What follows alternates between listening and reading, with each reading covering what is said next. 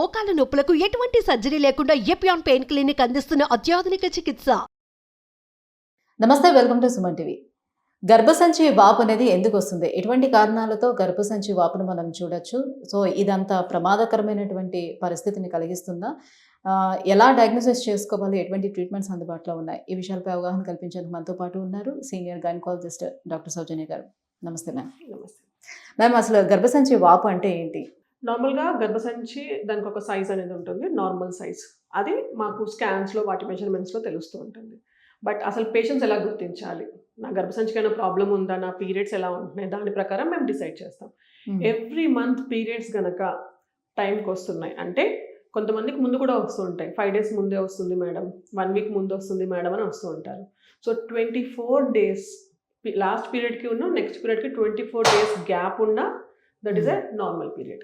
Are 35 days వరకు period రాకపోయినా that is a normal period. But అంతకన్నా ఎక్కువ అవుతుంది, లైక్ ఎవ్రీ 45 daysకి ఆర్ 2 monthsకి పీరియడ్ వస్తుంది, దెన్ ఒక్కసారి కన్సల్ట్ అవ్వాలి. ఇలాంటి సందర్భంలో ఏంటంటే, పీరియడ్స్ ఇర్రెగ్యులారిటీ ఏమన్నా ఉందా, పీరియడ్ వచ్చినప్పుడు బ్లీడింగ్ ఏమన్నా ఎక్కువగా అవుతుందా, ఆర్ ఎక్కువ రోజులు అవుతుందా. So what is normal now? Periods 8 days వరకు అయినా సరే నార్మల్, అంతకన్నా ఎక్కువ అయితే దట్ ఈస్ అబ్ నార్మల్ అండి. ఒకటే రోజు పీరియడ్ అవుతుంది, ఒక ప్యాడే తడుస్తుంది అని అంటే తక్కువ బ్లీడింగ్ అవుతున్నట్టు. సో ఎప్పుడైనా తక్కువ బ్లీడింగ్ అవుతున్నా, ఎప్పుడైనా ఎక్కువ బ్లీడింగ్ అవుతున్నా, దిస్ ఇస్ అబ్ నార్మల్. అండ్ ఎంత అమౌంట్ అవ్వాలి? సో ఒక 1 week అయినా కూడా నో ఇష్యూ. 8 days వరకు మనం న్యాచురల్గా తీసేసుకోవచ్చు. ఓకే, ఎంత అమౌంట్? కొంతమంది డిపెండింగ్ కప్స్ యూస్ చేస్తారు, మెన్స్ట్రల్ కప్స్, కొంతమంది ప్యాడ్స్ యూస్ చేస్తారు. డిపెండింగ్ ఆన్ దట్ మీకు ఎవ్రీ 4 hours-కో 5 hours-కో ప్యాడ్ చేంజ్ చేస్తున్నారు, which is a small, medium are large, ఏదైనా పర్వాలేదు, ప్యాడ్ చేంజ్ చేస్తున్నారు. కొంతమందికి క్లాట్స్గా పడిపోతూ ఉంటుంది. అండ్ మేడం 2 hours-కే నా ఎక్సెల్ ప్యాడ్ తడిచిపోతుంది మేడం. ఇలాంటి ఎక్సెస్ బ్లీడింగ్స్ ఏమన్నా ఉన్నా, లేదు ఒకటే రోజు పీరియడ్ వస్తుంది మేడం, ఒకటే ప్యాడ్ తడుస్తుంది madam, then it is abnormal. So period bleed అనేది కూడా ఎంత అమౌంట్ అవుతుంది, దాని ప్రకారం గర్భసంచికి ఏమన్నా వాపు ఉందా అనేది మనం ఐడెంటిఫై చేసుకోవచ్చు. ఇవన్నీ పక్కన పెడితే పీరియడ్స్ టైంలో పెయిన్ రావడం చాలా కామన్. ఫస్ట్ 2 days మేడం కడుపులో పిసికేసినట్టుగా నొప్పి ఉంటుంది, కొంచెం ఏ పని చేసుకోలేకపోతున్నాను, ఒక చిన్న టాబ్లెట్ వేసుకుంటే తగ్గిపోతుంది. మళ్ళీ సెకండ్ డే ఏముండదు మేడం, థర్డ్ డే ఏముంటుంది మేడం అని అంటుంటారు. This is very common. ఎందుకంటే మన గర్భసంచి పీరియడ్స్ టైంలో కొంచెం క్రాంప్ స్టార్ట్ అవుతాయి.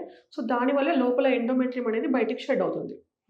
సో ఆ పెయిన్ ఈజ్ కామన్ అండి. కానీ కొంతమందికి పీరియడ్స్ రావడానికి 5 days ముందు పెయిన్, పీరియడ్స్ టైంలో పెయిన్, పీరియడ్స్ తర్వాత కూడా పెయిన్, ఇలా విపరీతమైన పెయిన్, అది ఏ టాబ్లెట్స్ వేసుకున్నా తగ్గట్లేదు.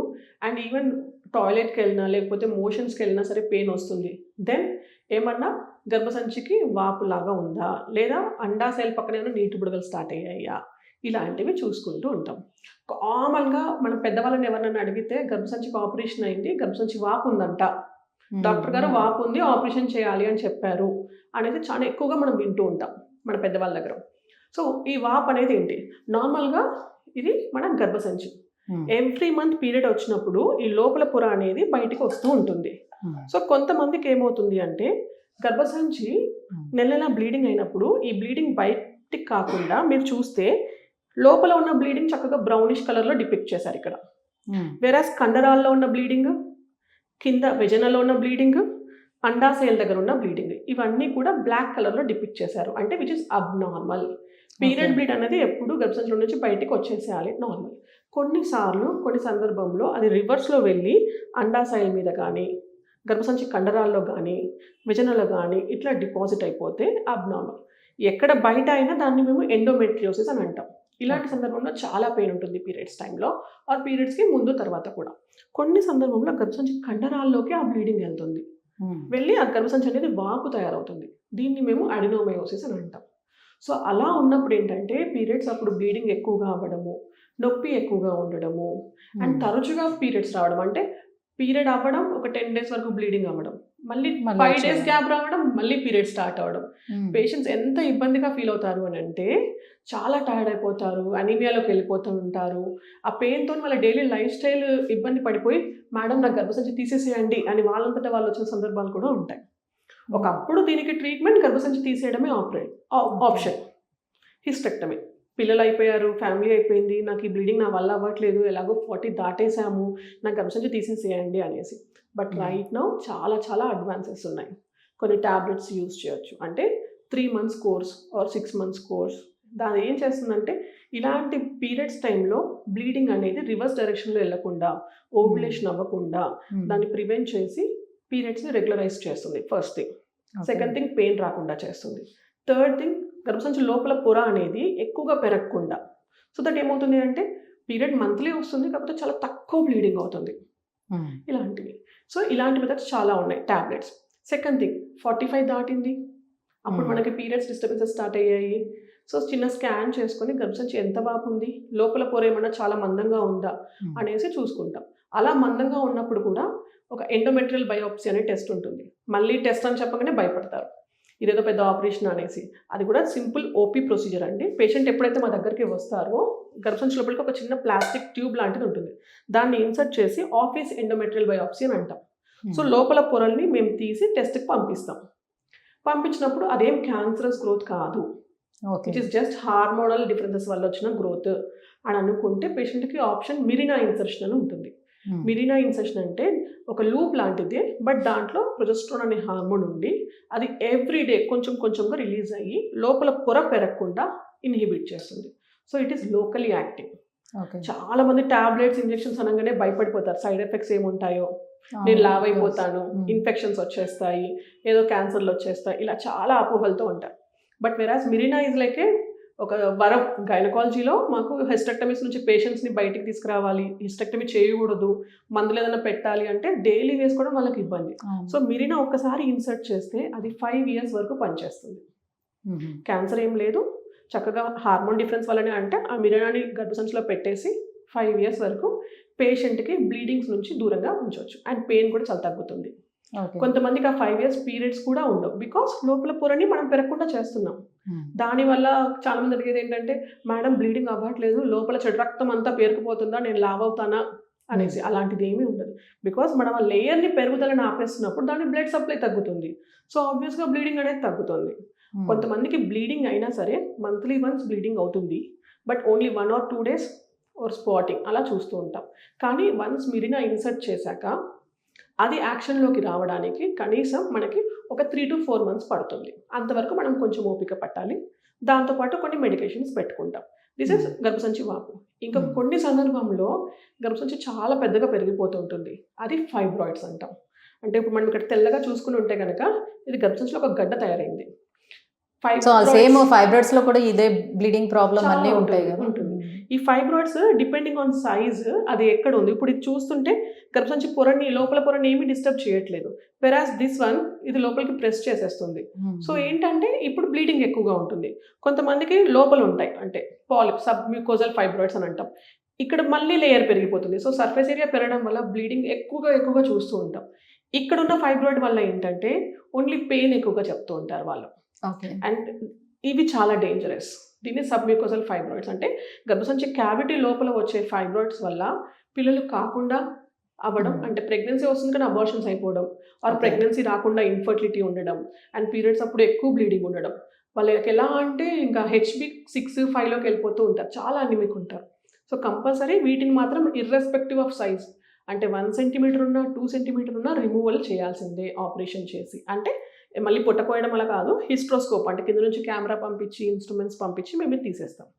వెరాజ్ ఇలాంటి గర్భసంచి కండరాల్లో ఉన్న ఫైబ్రాయిడ్స్ మాత్రం సైజ్ ఉంటుంది, more than 4 centimeter or more than 5 centimeter, or ఏదైనా ప్రాబ్లం ఉంది పేషెంట్కి దానివల్ల బ్లీడింగ్ ఎక్కువగా అవుతుంది. అలాంటి సందర్భంలో మాత్రం ఇది తీసేయాలని చెప్తూ ఉంటాం. సో గర్భసంచి వాపు అనేది ఇట్స్ జనరలైజ్డ్ టర్మినాలజీ, బట్ ఆ వాపు దేని వల్ల వచ్చింది? అంటే ఇప్పుడు యూట్రస్కి దగ్గరలో ఉన్నటువంటి ఆ ఫైబ్రాయిడ్స్ని తీసేటప్పుడు యూట్రస్కి ఎలాంటి ఇష్యూస్ అనేది ఉండవంటారా? ఎందుకు మరి యూట్రస్ అనేది తీసేస్తూ ఉంటారు, ఏ కారణంగా? పిల్లలు కావాలి, ఇంకా నాకు నా ఏజ్ 25, నాకు పిల్లలు లేరు, కానీ ఫైబ్రాయిడ్స్ ఉన్నాయి చాలా. అలాంటి సందర్భంలో మేము గర్భసంచి తీయలేము. బట్ ఎన్నైతే ఫైబ్రాయిడ్స్ ఉన్నాయో ఆ ఫైబ్రాయిడ్స్ని రిమూవ్ చేసే క్రమంలో గర్భసంచి కంప్లీట్గా ఓపెన్ కూడా అవుతుంది. అయినప్పుడు మేము దాన్ని స్టిచెస్ వేస్తాం, కుట్లు వేస్తాం. మళ్ళీ ఎట్లా అంటే గర్భసంచి మొత్తం క్లోజ్డ్గా ఉన్నది ఓపెన్ అయిపోతుంది, దాన్ని స్టిచెస్ వేస్తాం. ప్రెగ్నెన్సీ వచ్చే ఛాన్సెస్ చాలా ఎక్కువగా ఉంటాయి, but they have to plan pregnancy after 3 months. And ఒకవేళ క్యావిటీ లోపల వరకు కూడా వెళ్ళింది ఆ గర్భసంచి, క్యావిటీ ఓపెన్ అయింది, దెన్ వాళ్ళకి నార్మల్ డెలివరీ ట్రయల్స్ ఇవ్వము, we go for straight section.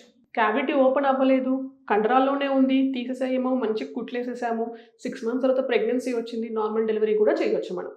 Okay. So depending patient age, పిల్లలు కావాలనుకుంటున్నారా, ఎన్ని గడ్డలు ఉన్నాయి. ఒక సింపుల్ గడ్డ గర్భసంచి పైన ఇలా ఉంది, దాన్ని గర్భసంచి తీయాల్సిన అవసరం లేదు. జస్ట్ ఆ సబ్ సిరోజల్ ఫైబ్రాయిడ్ అంటాం, దాన్ని తీసేస్తే సరిపోతుంది. ఓకే. లేదు 50 years చాలా ఫైబ్రాయిడ్స్ ఉన్నాయి, ఒక్కొక్కటి తీస్తూ తనకి బ్లీడింగ్ ఛాన్సెస్ ఎక్కువగా ఉంటాయి, పిల్లల ఫ్యామిలీ కంప్లీట్ అయిపోయింది, అరౌండ్ మెనోపాజల్ స్టేజ్, గర్భసంచిని తీసేస్తాము, వెరాస్ ఓవరీస్ని అలానే ఉంచేస్తాం. ఎందుకంటే మనకి మెనోపాజల్ సిమ్టమ్స్ ఎప్పుడు వస్తాయి అని అంటే ఓవరీస్ తీసేసినప్పుడు ఆర్ ఓవరీస్ న్యాచురల్గానే దాని ఫంక్షన్ ఆగిపోయినప్పుడు వస్తూ ఉంటాయి. 45-40 ఏజెస్కి హిస్టెక్టమీ చేసినప్పుడు యూజువల్గా ఓవరీస్ని మేము ఉంచేస్తాము.